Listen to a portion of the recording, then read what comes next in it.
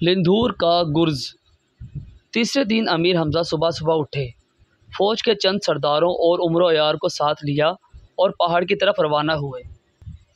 انہوں نے ایک وسیع میدان کو پار کیا تو سامنے دریا نظر آیا۔ پہاڑ اس دریا کے شمال میں تھا اور دھوپ میں اس کی برفانی چوٹی چمکتی دکھائی دے رہی تھی۔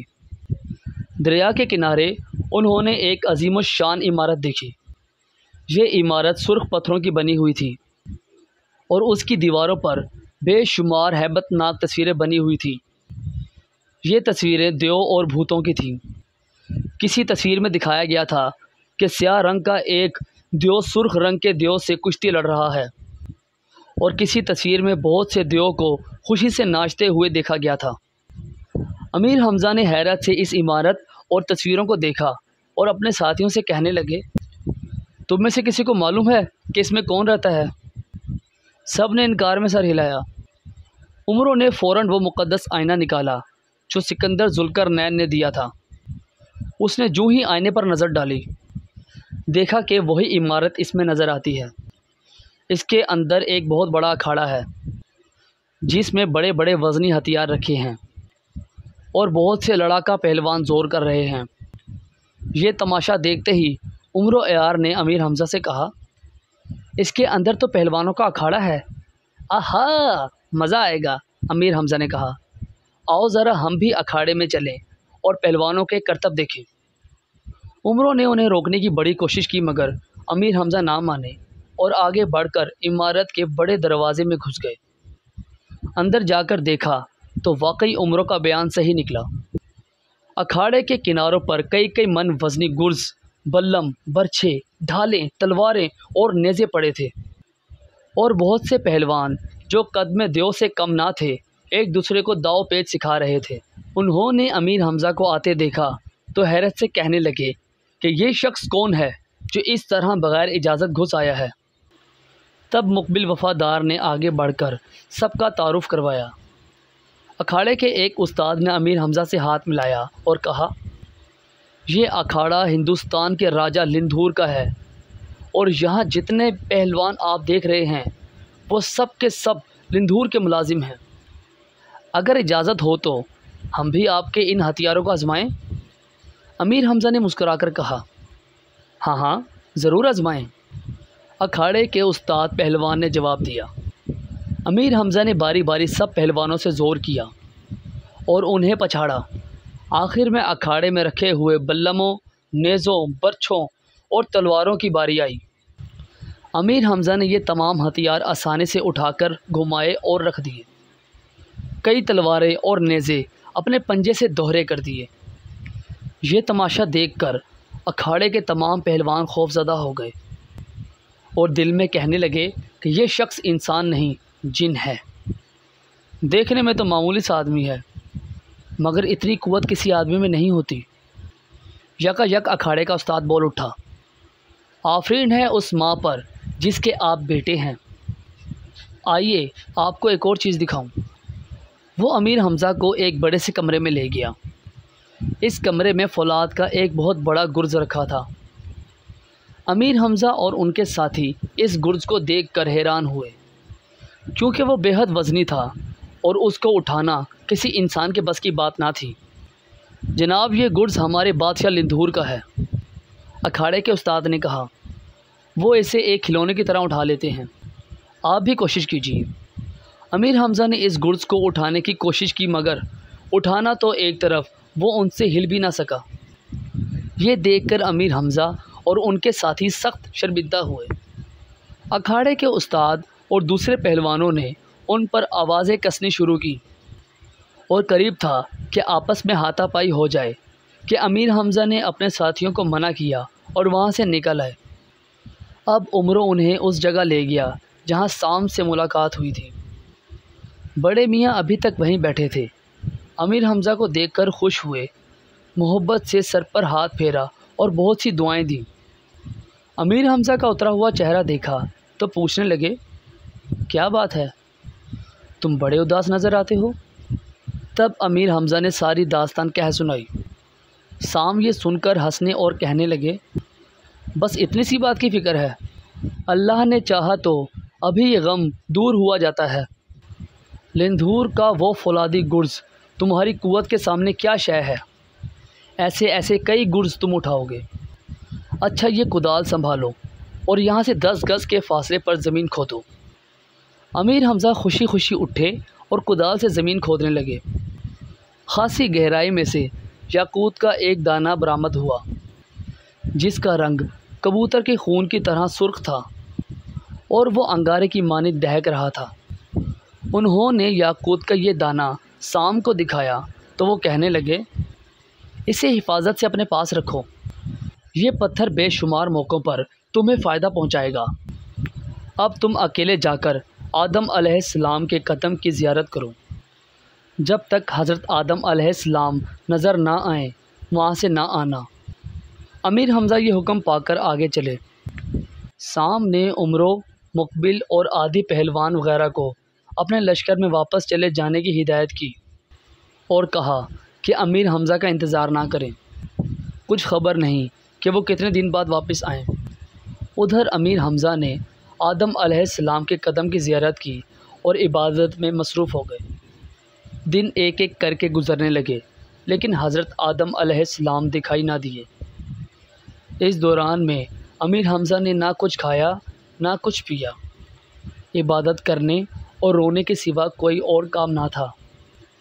ٹھیک 10ویں دن جب وہ سو رہے تھے تو ایک عجیب خواب نظر آیا۔ کیا دیکھتے ہیں کہ آسمان پر ایک دروازہ نمودار ہوا اور اس دروازے میں سے ایک تخت نکلا۔ تخت پر نورانی شکل کے ایک بزرگ سوار تھے۔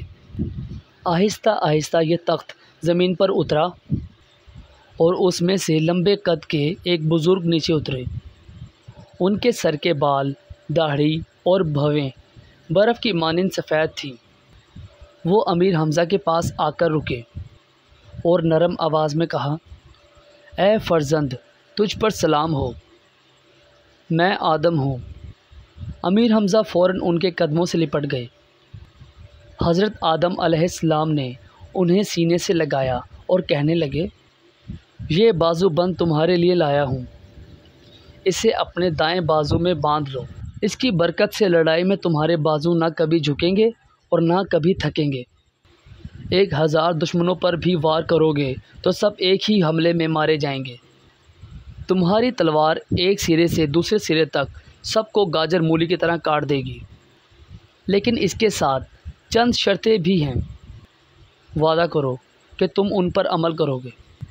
میں وعدہ کرتا ہوں، امیر حمزہ نے کہا۔ پہلی شرط یہ ہے کہ کسی کا دل نہ دکھانا۔ دوسری شرط یہ ہے کہ جو شخص چاہے دشمن ہو چاہے دوست تم سے پناہ مانگے تو اسے پناہ دے دینا، انکار نہ کرنا۔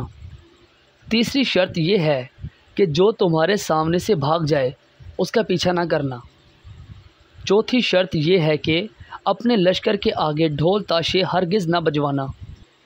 پانچویں شرط یہ ہے کہ اپنے دشمن پر کبھی پہلے وار نہ کرنا، پہلا وار اسے کرنے دینا۔ چھٹی شرط یہ ہے کہ خواہ مخواہ نعرہ مت مارنا، کیونکہ تمہاری آواز میلوں تک جائے گی اور اس کے اثر سے بعض بے گناہ لوگ بھی مر جائیں گے۔ اگر تم نے ان شرطوں میں سے ایک شرط کے بھی خلاف کیا تو یہ بازو بند غائب ہو جائے گا اور تم اسے دوبارہ کبھی نہ پا سکو گے۔ یہ کہہ کر حضرت آدم علیہ السلام اپنے تخت پر سوار ہوئے اور آسمان کی جانب پہنچ کر نظروں سے اوجھل ہو گئے۔ چند لمحے بعد امیر حمزہ کی آنکھ کھلی، دیکھا کہ وہی بازو بند ان کے سرہانے دھرا ہے۔ اسی وقت اٹھ کر اپنے دائیں بازو پر باندھ لیا اور خوشی خوشی وہاں سے چل کر سام کے پاس پہنچے۔ وہ ان کا انتظار کر رہے تھے۔ بازو بند دیکھ کر خوش ہوئے، پھر کہنے لگے، بیٹا حمزہ، ہمارا کام ختم ہوا، اب ہم رخصت ہوتے ہیں۔ جب ہم مر جائیں تو اپنے ہاتھوں سے ہماری میت کو قبر کھود کر دفن کرنا۔ یہ کہتے ہی ان کا جسم بے جان ہو گیا۔ امیر حمزہ نے فوراً قبر کھودی اور سام کی لاش کو دفن کرنے کے بعد لشکر کی طرف چل پڑے۔ راستے میں پھر وہی اکھاڑا دکھائی دیا، بے دھڑک اندر گھس گئے۔ لندھور کے ملازم پہلوانوں نے انہیں آتے دیکھا تو کہے لگانے اور مذاق اڑانے لگے، لیکن امیر حمزہ نے کسی کی طرف توجہ نہ کی، سیدھے اس کمرے میں گئے جس میں لندھور کا گرز رکھا تھا۔ انہوں نے جاتے ہی دائیں ہاتھ سے ایک تنکے کی مانند اٹھا کر کندھے پر رکھ لیا اور باہر آ گئے۔ پھر انہوں نے اسے ہوا میں اچھال کر دوبارہ پکڑ لیا۔ لندھور کے پہلوانوں کے منہ حیرت سے کھلے کے کھلے رہ گئے۔ آخر میں امیر حمزہ نے اس گرز کو دونوں ہاتھوں میں دبا کر اس زور سے بھینچا کہ وہ موم کی طرح پگھل کر دوہرا ہو گیا۔ اس مڑے توڑے گرز کو انہوں نے وہیں پھینکا اور ہنستے ہوئے چل دیے۔ اپنے لشکر میں پہنچے تو سب نے خوشیاں منائیں اور کئی دن تک جشن رہا۔ اس واقعے کی خبر مخبروں نے لندھور کو پہنچائی اور بتایا کہ ایک غیر ملکی شخص اکھاڑے میں آیا اور اپنی طاقت کا تماشا دکھا کر چلا گیا۔ اس شخص نے نہ صرف اکھاڑے میں رکھے ہوئے تمام ہتھیاروں کو بیکار کیا بلکہ راجا کا خاص گرز بھی توڑ دیا۔ لندھور یہ قصہ سن کر سخت حیران ہوا، کہنے لگا، یقین نہیں آتا کہ ایسا ہو سکتا ہے۔ دنیا میں میرے علاوہ اور کون ایسا ہے جو میرے گرز کو اٹھائے اور اسے توڑ دے؟ وہ اسی وقت محل سے نکل کر اکھاڑے میں پہنچا اور اپنے گرز کی حالت دیکھی تو حیرت سے انگلی دانتوں میں دبا لی۔ دل میں سوچا، یہ کام کسی انسان کا ہرگز نہیں ہو سکتا، اور اگر وہ کوئی انسان ہی ہے تو اس پر ضرور برکتوں اور رحمتوں کا سایہ ہے۔ میرا مقابلہ اس سے ٹھیک نہ ہوگا۔ یہ سوچ کر اس نے ساتھیوں سے کہا کہ آئندہ وہ شخص اس اکھاڑے میں آئے تو اسے بڑے ادب سے میرے پاس لے آنا۔ خبردار اسے کوئی رنج نہ پہنچانا، ورنہ مجھ سے برا کوئی نہ ہوگا۔ ادھر عمر و یار کے دل میں خود بدھ ہوئی۔ امیر حمزہ سے کہنے لگا، ذرا معلوم تو کرنا چاہیے کہ اپنے گرز کی حالت دیکھ کر لندھور پر کیا گزری۔ اجازت ہو تو میں اس کے دربار میں جاؤں اور دیکھوں؟ ہاں ضرور جاؤ، مگر کوئی ایسی حرکت نہ کرنا جو شان کے خلاف ہو، امیر حمزہ نے کہا۔ آپ فکر نہ کریں، عمر و یار نے مسکراتے ہوئے کہا، لندھور بھی یاد کرے گا کہ کسی سے پالا پڑا تھا۔ عمر و امیر حمزہ سے رخصت ہو کر لندھور کے دربار کی طرف چلا۔ راستے میں اپنی شکل تبدیل کی اور ایسا حلیہ بنایا کہ جو دیکھتا ہنستے ہنستے بل پڑ جاتے۔ اس کے ہاتھ میں داؤد علیہ السلام کا دیا ہوا 2 تارا تھا جسے وہ راستے میں بجاتا ہوا چلنے لگا۔ لوگ اس کی آواز پر جمع ہو گئے اور عمروں کے پیچھے پیچھے چلنے لگے۔ لندھور کے عظیم و شان محل کے دروازے پر پہنچ کر عمروں نے پہرے داروں سے کہا، جاؤ اپنے بادشاہ کو خبر کرو کہ ایک گویّا آپ کی خدمت میں حاضر ہونا چاہتا ہے۔ پہرے داروں نے لندھور کو اطلاع دی کہ ایک عجیب حلیے کا شخص محل کے دروازے پر آیا ہے، کہتا ہے کہ میں گویّا ہوں اور بادشاہ کی خدمت میں حاضر ہونا چاہتا ہوں۔ لندھور نے کہا کہ اسے فوراً حاضر کیا جائے۔ عمرو جب دربار میں داخل ہوا تو اس کی شکل دیکھ کر لندھور اور سب درباری بے اختیار ہنس پڑے۔ ادھر عمرو نے لندھور کو دیکھا تو دہشت سے رونگٹے کھڑے ہو گئے۔ کیا دیکھتا ہے کہ ایک دیو جیسا شخص جڑاؤ تخت پر شیر کی طرح بیٹھا ہے۔ چہرے کا رنگ توے کی مانند سیاہ، بڑی بڑی سرخ آنکھیں اور لمبے لمبے سفید دانت، قد کوئی 7 فٹ ہوگا اور گردن گینڈے کی طرح تھی۔ لندھور نے ہاتھ کے اشارے سے عمرو کو آگے بلایا اور پوچھا، تم کہاں سے آئے ہو اور تمہارا نام کیا ہے؟ جہاں پناہ، میں مدائن سے آیا ہوں اور شہنشاہ نوشیروان کے داماد امیر حمزہ کا نوکر ہوں، عمرو نے جواب دیا۔ خوب خوب، تم نے اپنا نام نہیں بتایا، لندھور نے کہا۔ حضور، اس غلام کو خورد بورد کہتے ہیں۔ خورد بورد؟ بھلا یہ کیا نام ہوا؟ لندھور نے حیرت سے پوچھا۔ جہاں پناہ، کیا عرض کروں، شرم آتی ہے بتاتے ہوئے۔ دراصل مجھے بچپن ہی سے چوری اور اچکی پن کی منحوس لت پڑی ہوئی ہے، جس کی جو چیز دیکھی غائب کر دی۔ اسی لیے میرے باپ نے میرا نام خورد بورد یعنی اڑاؤ کھاؤ رکھ دیا۔ لندھور نے کہا لگایا اور عمروں کو یوں محسوس ہوا جیسے آسمان پر بادل گرج رہے ہوں۔ بھائی تم آدمی بہت مزے کے ہو۔ اچھا کچھ گانا وانا تو سناؤ۔ عمروں نے جھک کر لندھور کو سلام کیا اور آگے بڑھ کر اس کے ساتھ تخت پر جا بیٹھا۔ درباریوں کو اس کی یہ حرکت بری محسوس ہوئی۔ ایک معمولی گویے کی یہ مجال کہ بادشاہ کے ساتھ برابری کرے۔ ایک پہرے دار آگے بڑھا تاکہ عمروں کو وہاں سے ہٹائے، لیکن لندھور نے اسے منع کر دیا اور کہا، یہ گویہ ہمارا مہمان ہے اور جہاں اس کا جی چاہے اسے بیٹھنے دیا جائے۔ عمروں نے پھر لندھور کو سلام کیا اور کہا کہ گانے کی اجازت دی جائے۔ لندھور نے گانے کی اجازت دی تو عمروں نے دو تارا بجانا شروع کیا۔ اس کے بعد ایسی سریلی آواز میں گایا کہ لندھور اور اس کے تمام درباری مست ہو کر جھومنے لگے۔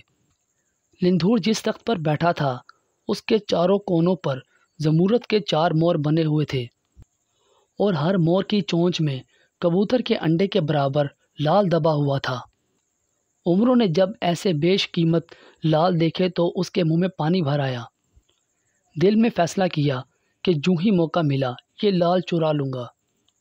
جب اس نے دیکھا کہ گانا سن کر لندھور بالکل مست ہو گیا ہے تو ہاتھ بڑھا کر ایک مور کی چونچ سے لال نکال لیا اور جیب میں رکھنا ہی چاہتا تھا کہ لندھور نے دیکھ لیا اور حیرت سے کہنے لگا، یہ کیا حرکت ہے؟ شش، چپ، کوئی دیکھ لے گا۔ عمروں نے ہونٹوں پر انگلی رکھ کر لندھور کو خاموش رہنے کا اشارہ کیا۔ عمروں کی اس حرکت پر لندھور بے اختیار ہنس پڑا اور بولا، میری چیز میرے ہی سامنے چراتا ہے پھر کہتا ہے کہ میں چپ رہوں؟ جا، یہ 4 لال ہم نے تجھے بخشے۔ یہ سن کر عمروں نے فوراً باقی 3 لال بھی موروں کی چونچ سے نکالے اور جیب میں رکھ لیے۔ گویے تو نے آج ہمارا جی خوش کر دیا، بول تجھے اور کیا عطا کریں؟ لندھور نے کہا۔ جہاں پناہ کی عنایت سے میرے پاس سب کچھ موجود ہے، کسی چیز کی حاجت نہیں۔ ہاں ایک خواہش یہ ہے کہ حضور کو اپنے ہاتھ سے شربت کا ایک پیالہ پلاؤں۔ لندھور نے اسی وقت ملازم کو شربت لانے کا حکم دیا۔ تھوڑی دیر بعد بلور کی سراہیاں اور شیشے کے خوبصورت پیالے آ گئے۔ عمروں نے چپکے سے ان سراہیوں میں بے ہوشی کی دوا ملائی، پھر سب کو پیالے بھر بھر کے دینے لگا۔ اس کے بعد گانا شروع کیا، کچھ گانے کی تاثیر اور کچھ دوا کا اثر۔ چند لمحے بعد ہی لندھور اور سب درباری بے ہوش ہو گئے۔ اب عمروں نے جلدی جلدی دربار کا سارا قیمتی سامان اپنی زنبیل میں بھرنا شروع کیا، کوئی چیز باقی نہ چھوڑی۔ اس کے بعد اس نے لندھور اور درباریوں کے کپڑے بھی اتار لیے، پھر ایک کاغذ پر چند سطریں لکھیں اور یہ کاغذ لندھور کے گلے میں ڈال کر رفو چکر ہو گیا۔ بہت دیر بعد لندھور اور اس کے درباریوں کو ہوش آیا۔ آنکھ کھلی تو کیا دیکھا کہ سب لوگ فرش پر ننگ دھڑنگ پڑے ہیں اور دربار کا تمام قیمتی سامان غائب ہے۔ لندھور اپنی یہ حالت دیکھ کر سخت شرمندہ ہوا اور سپاہیوں کو حکم دیا کہ نیا لباس لائیں اور دربار کو فرش اور سامان سے دوبارہ آراستہ کریں۔ یکایک ایک ایلچی نے آ کر خبر دی کہ نوشیروان بادشاہ کے داماد امیر حمزہ نے اپنا ایک سردار حضور کی خدمت میں بھیجا ہے۔ لندھور نے فوراً اس سردار کو طلب کیا۔ یہ عادی پہلوان تھا۔ اس نے جھک کر سلام کیا اور کہا، جہاں پناہ، میں امیر حمزہ کا ایک پیغام لے کر آیا ہوں۔ انہیں اس بات کا بڑا افسوس ہے کہ عمرو عیار نے گویے کے بھیس میں یہاں آ کر شرارت کی اور دربار کا سارا سامان اٹھا کر لے گیا۔ میں آپ کا سب سامان واپس لایا ہوں۔ امید ہے آپ عمرو عیار کا قصور معاف کر دیں گے۔ لندھور نے پہلے ہی عمرو کا نام سن رکھا تھا۔ جب عادی پہلوان نے اسے بتایا کہ گویے کے بھیس میں عمرو ہی تھا تو وہ بڑا خوش ہوا، کہنے لگا، ہماری جانب سے امیر حمزہ کو سلام کہنا، یہ سب سامان واپس لے جاؤ اور عمرو ہی کو دے دو۔ ہم نے اس کا قصور معاف کیا۔ اس سے کہنا کہ کسی وقت اصلی صورت میں ہمارے پاس آئے۔ جہاں پناہ، عمرو آفت کا پرکلا ہے، اسے یہاں آنے کی دعوت نہ دی جائے، کچھ اور گل نہ کھلائے۔ اگر اس کی اصلی صورت دیکھنے کا شوق ہے تو چپکے سے ہمارے لشکر میں آ جائیں۔ امیر حمزہ بھی آپ سے مل کر خوش ہوں گے اور آپ عمرو کو بھی دیکھ لیں گے۔ ہاں یہ ترکیب ٹھیک ہے، لندھور نے کہا۔ اچھا ہم ابھی تمہارے ساتھ چلتے ہیں۔ لندھور اسی وقت اپنے ہاتھی پر سوار ہوا اور آدھی پہلوان کے ساتھ چل پڑا۔ ادھر امیر حمزہ کو ان کے جاسوسوں نے خبر دی کہ لندھور ملاقات کے لیے آ رہا ہے۔ امیر حمزہ نے فوراً اپنے سرداروں اور پہلوانوں کو استقبال کے لیے بھیجا۔ وہ بڑی عزت اور احترام سے لندھور کو لے کر آئے۔ امیر حمزہ نے کھڑے ہو کر اس کی تعظیم کی اور سونے کی کرسی پر اپنے برابر بٹھایا۔ اتنے میں عمر و عیار نے آ کر سلام کیا۔ لندھور اسے دیکھ کر ہنسا اور کہنے لگا، تو واقعی خرد برد ہے، لیکن ہم تیرا گانا سننے آئے ہیں۔ تب امیر حمزہ کی اجازت سے عمروں نے گانا سنایا۔ لندھور نے اپنے گلے سے ہیروں کی مالا اتاری اور عمروں کے گلے میں ڈال دی۔ اس کے بعد امیر حمزہ سے باتیں شروع ہوئیں۔ کہنے لگا، میں آپ کی جانب دوستی کا ہاتھ بڑھاتا ہوں۔ امید ہے آپ میری دوستی قبول کریں گے۔ مجھے آپ سے دوستی کر کے خوشی ہوتی، لیکن سچ بات یہ ہے کہ میں آپ سے جنگ کرنے آیا ہوں۔ امیر حمزہ نے جواب دیا۔ آخر میرا قصور کیا ہے؟ لندھور نے کہا۔ قصور یہ ہے کہ آپ نے نوشیروان کو خراج ادا کرنا بند کر دیا۔ لندھور نے کہا لگایا اور کہا، بے شک یہ بات صحیح ہے، میں نوشیروان کو خراج کیوں ادا کروں؟ وہ مجھ سے زیادہ طاقتور نہیں، لیکن آپ حکم دیں تو خراج ادا کر دیا کروں گا۔ یہ سن کر امیر حمزہ چند لمحے چپ رہے، پھر کہنے لگے، مگر مجھے تو بادشاہ نے حکم دیا ہے کہ میں تمہارا سر کاٹ کر لے جاؤں۔ لندھور نے اسی وقت میان سے تلوار نکال کر امیر حمزہ کے سامنے رکھی، اپنی گردن جھکائی اور کہا، لیجئے، یہ تلوار بھی حاضر ہے اور گردن بھی۔ امیر حمزہ یہ دیکھ کر دنگ رہ گئے، فوراً اٹھ کر لندھور کو گلے سے لگایا اور رونے لگے۔ لندھور کی آنکھیں بھی تر ہو گئیں، کہنے لگا، نامعلوم کیا بات ہے، آپ کو دیکھتے ہی مجھے یوں محسوس ہوا جیسے میرا بچھڑا ہوا بھائی مل گیا ہے۔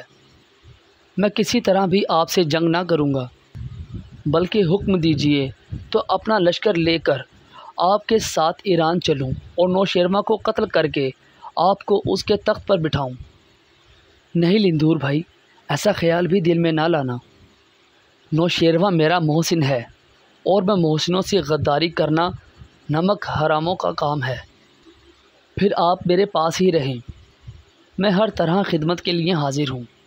لندھور نے کہا، یہ بھی ممکن نہیں، مجھے مدائن واپس جانا ہے۔ امیر حمزہ نے کہا۔